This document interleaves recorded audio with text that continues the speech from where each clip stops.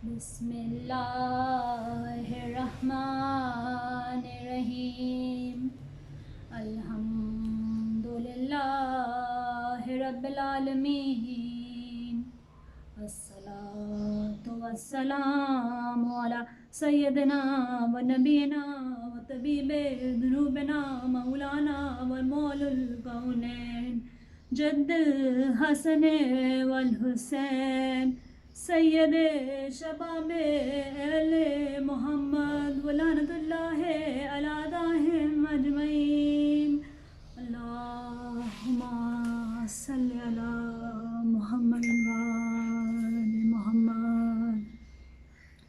عزیز گرامی، آج جس موضوع پر ہم بات کرنے والے ہیں وہ غیث و غضب ہے۔ مومن کبھی بھی غیث کو اپنے اوپر قابو پانے نہیں دیتا، یعنی کہ غیث اس کو مطلوب نہ ہوگا، رحمت اس پر غالب رہے گی، کبھی بھی مطلوب غضب نہیں ہوگا۔ غصہ کرنا اور غصے میں انسان کا قابو سے باہر ہونا غلط ہے۔ انسان کو 3 حالات میں عمومی طور پر غصہ آتا ہے۔ پہلی وجہ تکبر، جب انسان اپنے آپ کو افضل سمجھتا ہے، دوسروں سے بہتر سمجھتا ہے، اپنے آپ کو اعلیٰ سمجھتا ہے اور سمجھتا ہے کہ اس جیسا کوئی نہیں، تب اسے غصہ آتا ہے اور بہت زیادہ غصہ آتا ہے کہ اس نے مجھ سے صحیح سے بات کیوں نہیں کی، یہ مجھے کچھ لائق کیوں نہیں سمجھتا، اور اس جیسی باتیں انسان کے دل میں گھر کرتی ہیں۔ ارے جب انسان 2 لمحے کے لیے یہ جان لے، مان لے کہ مجھ سے افضل لوگ اس دنیا میں موجود ہیں اور ہم سے کئی افضل لوگ اس دنیا سے آگے گزرے ہیں، تو تکبر کے دل میں گنجائش نہیں ہوتی۔ جی ہاں، تکبر اللہ کے ناموں میں سے المتکبر، اللہ کے ناموں میں سے ایک نام ہے۔ بے شک یہ ذات ہی ہے جو سب سے افضل ہے اور اللہ سے بڑا کوئی نہیں۔ اگر ایک اور لفظ میں کہا جائے تو بڑائی تو صرف پاک پروردگار کی ذات کو ہی صحیح ہے، انسان کے بس میں اس جیسی صفات ہے نہیں۔ دوسری بڑی وجہ یہ ہے کہ انسان کا دوسروں کو اپنے سے حقیر سمجھنا۔ حقیر سمجھنا، اس کی 2 صورتیں ہو سکتی ہیں۔ ایک کہ وہ یہ کہے کہ میں اپنے آپ کو افضل نہیں سمجھتا لیکن دوسرا میرے برابر نہیں ہے۔ میں اپنے آپ کو افضل نہیں سمجھتا لیکن دوسرا میرے برابر نہیں ہے، یہ بھی حقیر جاننے کی ایک قسم ہے۔ اب اس کی بہت ہی اچھی مثالیں ہمیں بارہا ہمارے انبیاء، ہمارے اولیاء، ہمارے اوصیاء، ہمارے ائمہ سے ملتی ہیں۔ ایک جگہ پر جناب سجاد سے روایت ہے کہ کسی نے پوچھا کہ مولا، جب آپ فقیر کو کچھ دیتے ہیں تو اس کے ہاتھ کو کیوں چومتے ہیں؟ امام سجاد نے کہا کہ تو نے قرآن نہیں پڑھا؟ اللہ صدقات کو قبول کرنے والا ہے۔ فقیر کے ہاتھ کے نیچے اللہ کا ہاتھ ہوتا ہے، تو میں یہ محسوس کرتا ہوں کہ ابھی ابھی میں نے زیارت کی ہے، اسی لیے میں فقیر کے ہاتھ کو چوم لیتا ہوں۔ جہاں صدقہ قبول ہوتا ہے تبھی تو آپ کے درجات بلند ہوتے ہیں۔ آپ دیکھتے ہیں کیسے ائمہ جن سے افضل کوئی نہیں، وہ کیسے توضیحات کرتے ہیں، کیسے اپنی مثالوں سے یہ ثابت کرتے ہیں کہ اللہ کے نزدیک کوئی حقیر نہیں۔ بے شک ہم تو دلوں کو نہیں جانتے کہ اللہ کس کو اپنے قریب سمجھتا ہے، کس کو اپنے ساتھ افضل سمجھتا ہے۔ بے شک دلوں کے حال کو تو ہم نہیں جانتے، تو پھر ہمیں یہ اختیار کیسے کہ ہم کسی کو حقیر جانیں۔ تیسری بات، انسان بعض دفعہ دوسروں کا حق مارتا ہے اور اس کو یہ ہوتا ہے کہ بس کسی طرح میں دوسرے کا حق لے لوں۔ تاریخ میں غیث و غضب کے بارے میں کافی ساری مثالیں ہمیں ملتی ہیں، یہاں تک کہ جنگ خندق کا ایک واقعہ ہے حبیب خدا صلی اللہ علیہ وآلہ وسلم سے مشہور روایت ہے کہ حدیث میں، اور یہ تمام شیعہ سنی علماء نے اپنی کتابوں میں درج کی ہے، کہ جناب امیر جب جا رہے تھے جنگ خندق میں، تو عمر بن عبد جو سب سے طولانی جنگ مشہور تھی، کہ سب سے خونخوار جنگجو تھا، سب سے بڑا جنگجو تھا، مقابلے پہ آیا، حبیب خدا سے کچھ بات چیت ہوئی جس پر اس نے کافی توہین کی، اور ایک مرتبہ اس نے نیزہ پیغمبر خدا کے کمرے خیمے کی جانب مارا اور کہا کہ میرے مقابلے میں کسی کو بھیجیں۔ تو پیغمبر اسلام نے کہا، اب سب لوگ موجود تھے وہاں پر، بآواز بلند کہا کہ کوئی ہے جو اس کا مقابلہ کرے؟ تو فوراً جناب امیر علیہ السلام، جن کی شجاعت پہلے ہی بہت مشہور تھی، دلیر سمجھے جاتے تھے، فوراً رسول خدا سے کہتے ہیں آنا لہو، میں جانے کی اجازت چاہتا ہوں۔ رسول نے کہا یا علی آپ بیٹھ جائیے۔ پھر دوبارہ آپ نے پوچھا، پیغمبر خدا نے پھر دوبارہ پوچھا کہ کوئی ہے جو اس جنگ میں جائے؟ پھر دوبارہ جناب علی کھڑے ہو گئے، کہتے ہیں کہ مجھے اجازت چاہیے۔ اس پر رسول خدا نے کہا کہ ٹھیک ہے، کسی بھی جنگ کے لیے امیر سب سے زیادہ دلیر ہیں، لیکن کوئی اور ہے؟ کیونکہ اس جنگ میں جناب امیر کا لہجہ تھوڑا سا مزاج بدلا ہوا تھا۔ پوچھا کسی نے کہ مولا کیا بات ہے، غضب کیوں آ رہا ہے؟ کہنے لگے حبیب خدا کی توہین ہوئی ہے، رسول خدا کے دشمن کو سبق سکھاؤں گا، میں اس کا مقابلہ کروں گا، اور کوئی ہے جو میرے مقابلے پہ آئے؟ تو پھر رسول خدا نے ایک بار پوچھا، ایک صحابی کھڑے ہوئے کہنے لگے جانا تو نہیں چاہتا ہوں، لیکن ضرور بتانا چاہتا ہوں کہ جب میں کافر تھا اس وقت یہ آدمی بڑا مشہور تھا، اور اس نے کافی جنگیں کی ہیں، اور یہ بڑا دلیر سمجھا جاتا ہے۔ ایک بار اس نے ڈاکوؤں کو بھی بھگا دیا تھا، اونٹنی کے بچے کو لے کر ڈاکوؤں کو بھگایا تھا، بڑا دلیر تصور کیا جاتا ہے۔ پیغمبر خدا نے کہا اس سے کہ بیٹھ جاؤ۔ پھر علی سے کہا کہ علی میرے ساتھ آئیں۔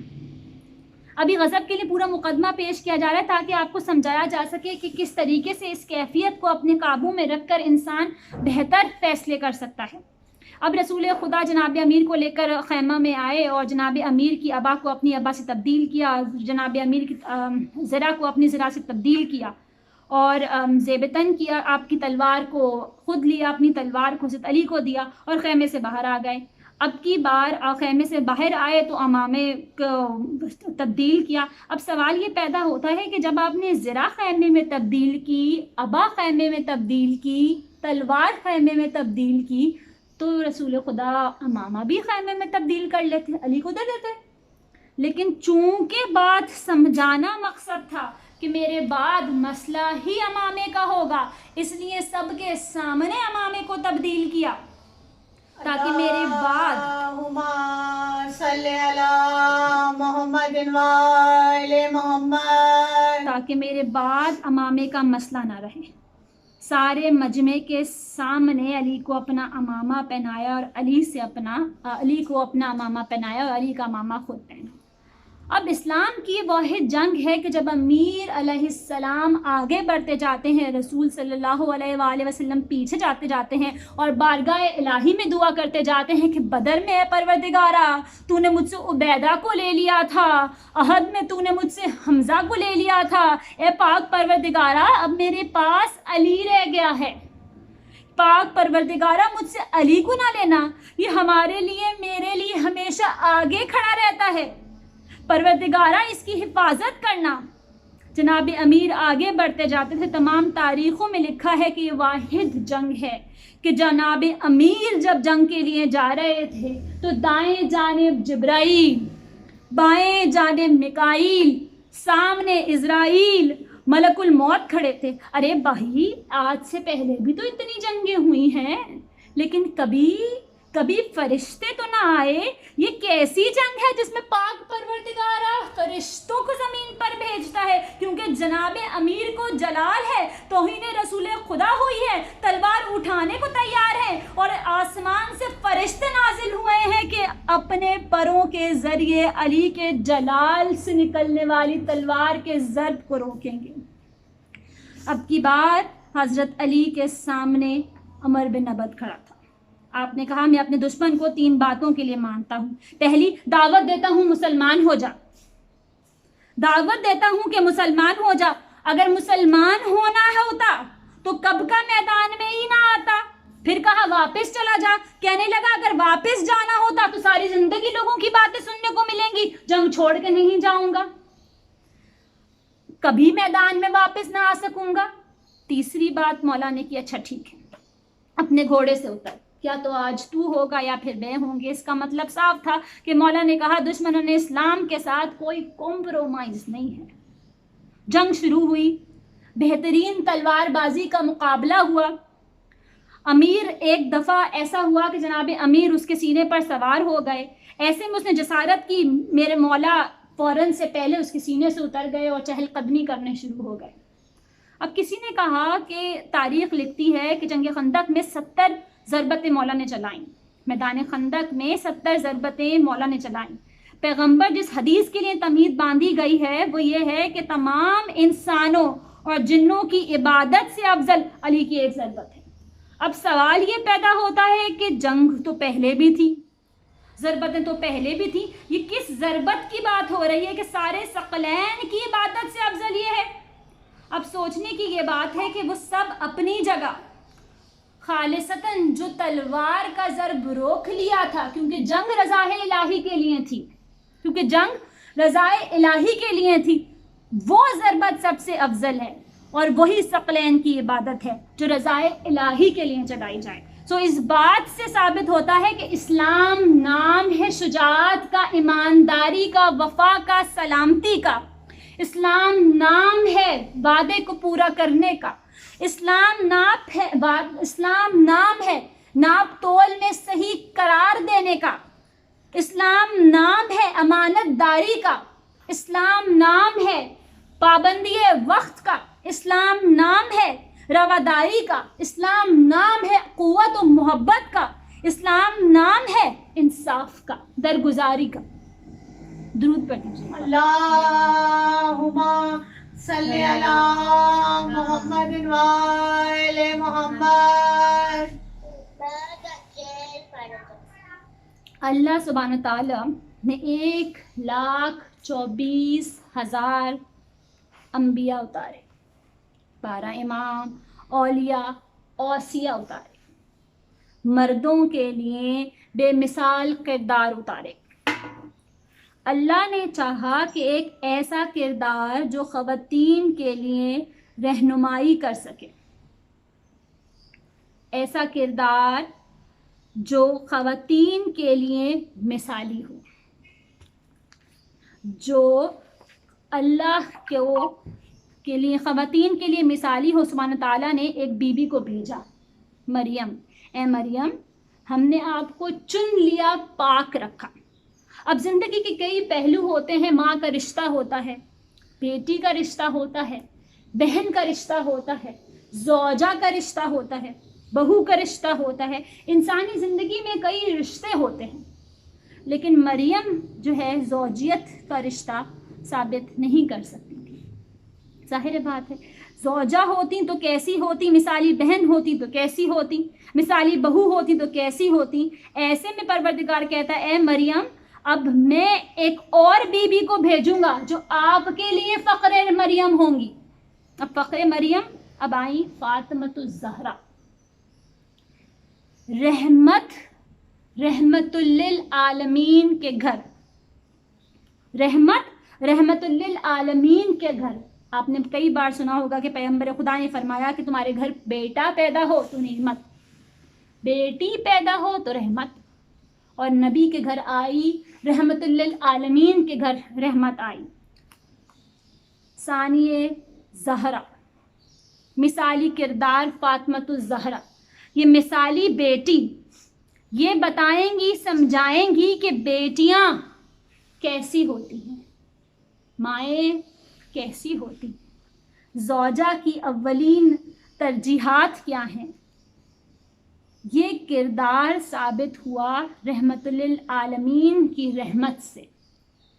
اور جب کل ایمان کے گھر گئیں یہی رحمت, تو کل ایمان کا نفس ایمان بن گئی. یعنی کہ جس نے شادی کی اس نے اپنا آدھا ایمان بچا لیا. کل ایمان کے لیے نفس ایمان رحمت للعالمین کی رحمت. شیعہ سنی تمام علماء نے لکھا، اہل بیت برادران، اہل سنت برادران نے بھی لکھا کہ جنت تمہاری ماؤں کے قدموں تلے ہے، اور سرور کائنات نے ایون صحیح مسلم میں بھی یہ کافی جگہ پر درج ہے کہ حسن و حسین جمران جنت سردار ہیں۔ اللہ کی بے شمار رحمتیں رحمت للعالمین کو دی گئیں، لیکن کہیں بھی ان نعمتوں پر یہ نہیں کہا گیا کہ یہ رحمتیں، یہ نعمتیں تمہیں ہماری طرف سے عطا کی گئی ہیں۔ کوثر دینے والا، مثالی ماں کو بھیجنے والا، خاتون جنت کا انتخاب کرنے والا، اور ان کی آغوش میں حسن و حسین، زینب و کلثوم کو پلوانے والا، ہمارے لیے انسانی معرفت کے ستارے کوچہ زہرا میں پلے ہیں۔ یہاں بات ختم نہیں ہوتی۔ جناب فضہ جو کہ کنیز فاطمۃ الزہرا ہیں، جو کہ کنیز فاطمۃ الزہرا ہیں، کئی روایتوں میں ہے کہ 20 سال اور کئی روایتوں میں ہے کہ 40 سال زندہ رہیں، جو بھی جواب دیتی قرآن سے دیتی، قرآن کے سوا کچھ نہ کہتی۔ جب کسی سے پوچھا جاتا کہ بھائی یہ کون ہے تو نواسی رسول مسکا جواب دیتی ہیں یہ کنیز زہرا ہے۔ جس کی کنیز اتنی افضل ہو، سوچو وہ بی بی کتنی افضل ہوگی۔ یہ تو کردار ہے جناب فاطمۃ الزہرا کا۔ درود پڑھ دیجیے ایک بار۔ اللہم صلی علی محمد وآل محمد۔ یا علی اللہم صلی علی محمد وآل محمد۔ اب کے تاریخ کے ارواح پہ ہمیں ایک اور بی بی ملتی ہیں، جناب زینب، جو بہن کے کردار میں اپنی مثالی حیثیت رکھتی ہیں۔ بھائی کی محبت ہو کہ علی کی آواز میں خطبہ، جناب زینب اس کا بہترین نمونہ ہے۔ اب یہ بیویاں جو گوشہ صحرا میں پلی تھیں، اب دربار شام میں جاتی ہیں۔ آپ نے سن رکھا ہوگا کہ ایک ہند تھی جو زوجہ یزید تھی، یہودی کی بیٹی تھی۔ ان کا والد ایک دفعہ جناب امیر علیہ السلام کی خدمت میں آیا اور کہتا ہے کہ آپ مشکل کشا ہیں، میری بیٹی علیل ہے، اور ہر دوا کر کر دیکھی لیکن اس کو صحت یابی نہیں ملتی۔ میں نے سن رکھا ہے کہ آپ لوگوں کے در سے بیماروں کو شفا مل جاتی ہے، آپ میری بیٹی کے لیے دعا کریں۔ ایک مرتبہ جناب امیر نے بولا کہ جاؤ جا کے حسین کو بلا لاؤ۔ اب حضرت حسین بابا کے پاس آئے۔ آپ نے جناب حسین سے کہا بیٹا ذرا یہ پانی کو ہاتھ لگا دو۔ حسین نے پانی کو ہاتھ لگایا، آپ نے مشکل کشا جناب علی نے یہ پانی یہودی کے حوالے کر دیا۔ یہودی کو پانی ملا، اس نے جناب امیر کی طرف دیکھا کہ آپ نے یا آپ کے بیٹے نے اس کے اوپر تو کچھ بھی نہیں پڑا، آپ نے مجھ کو یہ پانی دے دیا۔ تو جناب علی نے کہا کہ یہ مس ہو گیا ہے حسین کے جسم سے، یہ پانی خود بخود شفا بن گیا ہے، یہ لے جاؤ اور لے جا کر تم اپنی بیٹی کو دے دو۔ یہودی واپس گھر آتا ہے اور ہند کو وہ پانی پلاتا ہے، اس کے اوپر وہ پانی کا چھڑکاؤ کرتا ہے، ہند فوراً صحیح ہو جاتی ہے۔ وہ کہتی ہے کہ بابا یہ پانی آپ کہاں سے لائے؟ اس نے کہا مسلمانوں کے رسول کا نواسا ہے حسین، اس کے جسم سے یہ پانی مسک ہے، وہ میں لے کر آیا ہوں۔ ہند کہتی ہے کہ مجھے حسین سے ملنے کی چاہت ہے، وہ جناب حسین کو ملنا چاہتی تھی، مدینے پہنچے، جیسے ہی دیکھتی ہے امام حسین سے کہتی ہے میں آپ پر ایمان لے آئی۔ جناب حسین نے اسے کہا اگر تو ایمان لے آئی ہے تو جا میری بہنوں سے جا کے مل لے۔ اب ایک مرتبہ ہند زینب و کلثوم سے ملتی ہے اور زینب و کلثوم سے کہتی ہے کہ آپ مجھے کچھ سکھائیں۔ انہوں نے کہا اگر تمہیں اس در سے کچھ سیکھنا ہے تو ہم سے پردہ سیکھ لو۔ جی ہاں مومنات، یہ وہی ہند ہے جو آج شام کے دربار میں زوجہ یزید بیبیوں کا تماشا دیکھنے آئی ہے۔ جب اسے پتہ چلتا ہے کہ یزید کو فتح ہوئی اور کچھ قیدی آ رہے ہیں تو کسی نے کہا تو جا کے یزید کی فتح نہیں دیکھے گی، قیدیوں کو نہیں دیکھے گی؟ کہتی ہاں ہاں ضرور دیکھوں گی، تو میرے لیے تخت لگا، میں زمین پہ نہیں کھڑی ہوں گی۔ ایک مرتبہ وہ اپنا پردہ لے کر باہر آتی ہے، اب دور سے تخت پہ کھڑی ہند کو زینب و کلثوم نے دیکھا۔ اب یہ وہ ہند ہے جو پردے میں کھڑی ہے، بس ذرا چہرے کے اوپر نقاب ہلکا تھا کہ چہرے کو ایک دفعہ جناب زینب نے پہچان لیا۔ کلثوم سے کہتی ہیں تجھے دیکھ رہا ہے وہاں کون کھڑا ہے؟ کلثوم نے کہا زینب عباس کہ جب شان قلم ہوئے، جب عباس کو گھوڑے سے گرتے ہوئے میں نے دیکھا، اس کے بعد میری آنکھوں کی بینائی کمزور ہو گئی ہے۔ جناب زینب فرماتی ہے کلثوم یہ ہند کھڑی ہے جس کو ہم نے پردہ سکھایا تھا، اور تو دیکھ آج یہ پردے میں ہے اور ہم بے ردا یہاں پر کھڑے ہیں۔ اب کی بار ہند کو پتہ چلتا ہے کہ مدینے سے لوگ آئے ہیں، وہ نیچے اتر کے جناب زینب کے پاس آتی ہے اور پوچھتی ہے کہ میں نے سنا ہے تم لوگ مدینے سے ہو، میں جاننا چاہتی ہوں کہ مدینے کا احوال کیسا ہے۔ وہاں پر نبی کے رسول کا ایک نواسہ ہے جسے حسین کہتے ہیں، میں عاشقان حسین میں سے ہوں، وہ میرا مولا ہے، میں اس کی سلامتی کی دعائیں کرتی ہوں۔ تو لوگ مجھے بتا سکتے ہو وہ کیسا ہے؟ اس کا ایک بیٹا بھی ہے، میں نے سنا ہے، دیکھا ہے کہ اس کا نام علی اکبر ہے، ہم شکل پیمبر ہے، خوبصورت جوان ہے۔ ارے میرے مولا حسین کا ایک اور بیٹا ہے جس کا نام سید سجاد ہے، اس کے سجدے، اس کے تقوی بڑا مشہور ہے۔ ارے اس کا میرے حسین مولا کا ایک بھائی بھی ہے جس کا نام عباس ہے، وفا کا پیکر ہے۔ ارے بیبیوں مجھے بتاؤ کہ وہ لوگ خیریت سے ہیں؟ اب کی بات جناب زینب سے رہا نہیں گیا، انہوں نے پوچھا ہند تو اپنے مولا کی بہنوں کا نہیں پوچھے گی؟ ہند ایک بار غضبناک ہو جاتی ہے، کہتی ہے خاموش بی بی، یہ یزید کا دربار ہے، وہ علی و بطول کی بیٹیاں ہیں، ان کا نام ہم شرابی کے دربار میں نہیں لے سکتے، تو گستاخی نہ کر۔ اب کی بار جناب زینب نے سر کو اٹھایا، کہا ہند تو پہچانی نہیں، میں زینب، میرے ساتھ کلثوم، یہ رباب، یہ سقینہ۔ ارے بیبیوں یہ سننا تھا کہ ہند سے پوچھا نہیں گیا۔ ارے گھبرا کے کہتی ہے کہ میرے مولا حسین کہاں ہے؟ ارے میرے مولا عباس کہاں ہے؟ علی اکبر سید سجاد کہاں ہے؟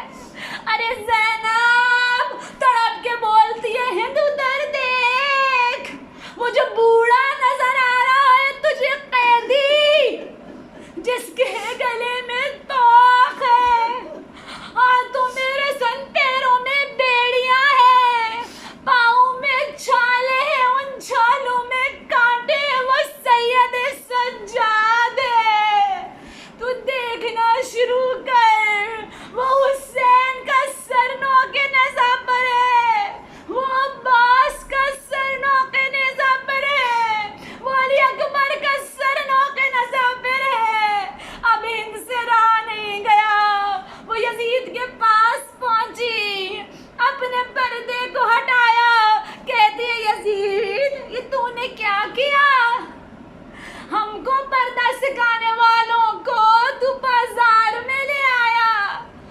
की बार यजीद घबरा के तख्त से उतरता है, अपनी अबा हिंद के ऊपर डालता है कि हिंद जी तू क्या कर रही है।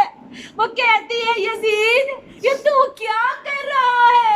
जिनकी माँ का जनाजा अंधेरे में उठा, जो आले नबी है, उनके पर्दों को तूने खराब कर दिया।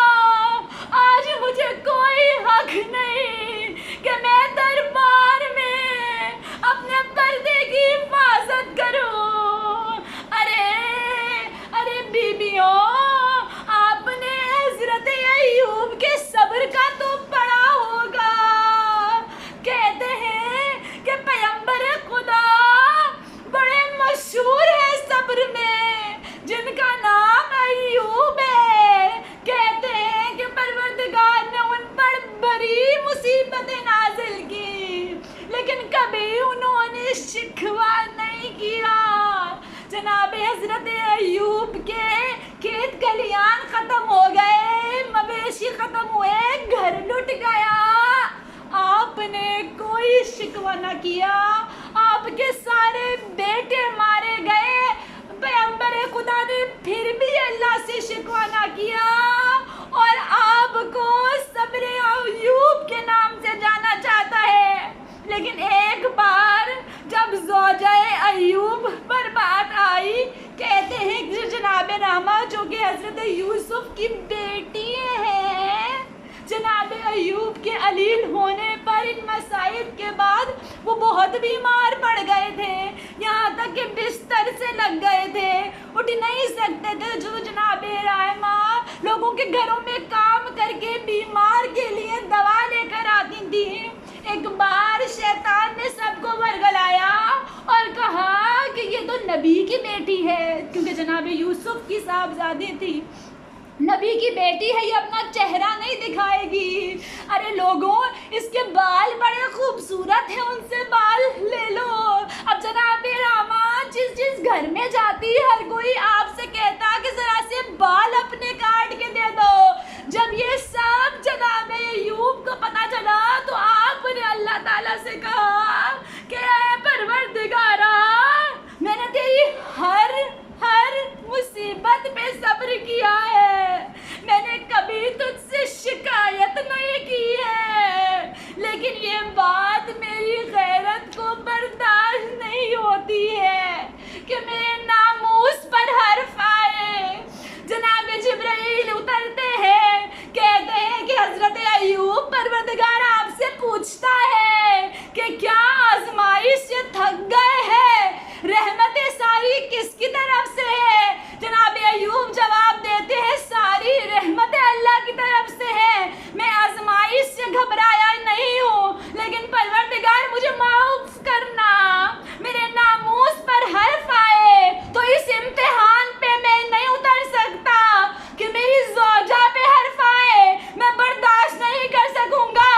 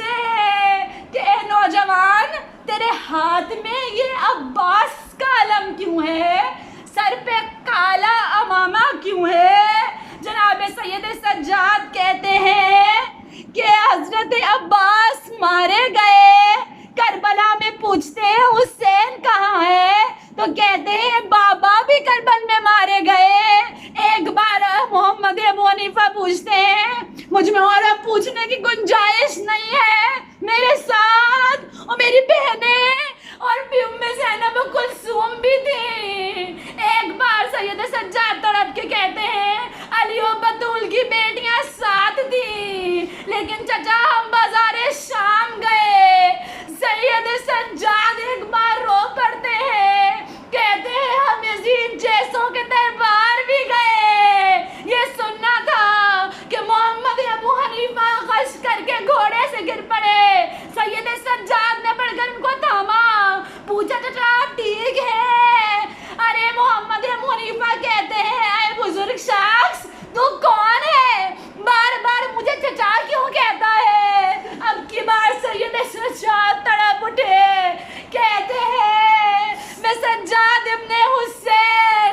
ابو محمد ابو حنیفہ تڑپ کے کہتے ہیں ارے تو 24 سال کا جوان، تیری یہ سفید داڑھی. ایک مرتبہ سید سجاد کا یہ سننا تھا، کہنے لگا کہ آپ سنتے ہی گش کر پڑے تھے.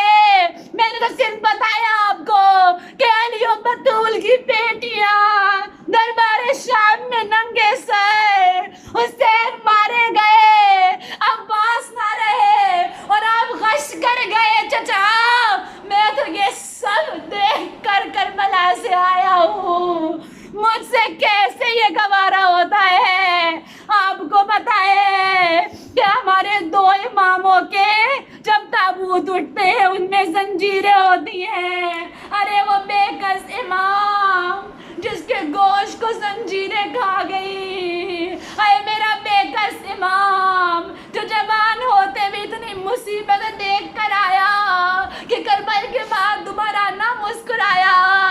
ارے پرسا دو، آج اس امام کا شہادت ہے، جنت البقیع میں دفن یہ امام، آج اس کا کوئی روزہ نہیں ہے. آپ جانتے ہیں کہ 4 امام جنت البقیع میں دفن ہیں، لیکن ان کے روزے نہیں ہیں. ان کی ٹوٹی ہوئی قبریں ہیں جن پہ چراغاں نہیں ہے. جن چراغوں کے صدقے آج جن اماموں کے صدقے ہم چراغوں میں بیٹھے ہیں، ان کے روزوں پہ روشنی نہیں ہے. ایک وہ زندان کا اندھیرا ہے اور وہ میرا سید سجاد آتا ہے برداشت کر کے، اور اب وہ جنت البقیع ہے جہاں پر یہ امام دفن ہے. اللہ پاک آپ کی تمام دلی حاجات کو قبول کرے. لیکن بیبیوں، آج کا پرسہ جناب سجاد کے اس دن پر زینب و کلثوم کو بھی دینا. ارے اس سکینہ کا بھی پرسہ جو کہ ایک چھوٹے سے زندان میں ماری گئی. ارے صبر کیا ان ذات نے جو دربار شام میں پھرائی گئی. ارے بیبیوں، اپنے آپ کو پرسا دو امام زمانہ کو کہ آج ہم جنت البقیع میں تو نہیں جا سکے، لیکن ہمارے پرسوں کو مولا قبول کرے، ہمارے رونے کو مولا قبول کرے، ہمارے روزوں کی حفاظت کرے. ہمارے شیان حیدر کرار، ہمارے مجالس جلوس، ہمارے روزوں کی پروردگار حفاظت کرے. ارے سب کی جائز حاجات کو پروردگار پورا کرے. تمام لوگوں کی دلی خواہشات جو اس فرش پر وہ لے کے بیٹھے ہیں، پروردگار ان ہستیوں کے صدقے جن کو آپ نے ابھی پرسہ دیا ہے، آپ کی زندگیوں میں سکون و راحت دے، آپ کی مشکلوں کو آسان کرے، آپ کے لیے پروردگار آسانیاں کرے. بس اپنی ہر دعا میں یہ یاد رکھنا کہ جن کے ہم ماننے والے ہیں ان کا کردار بہت افضل ہے.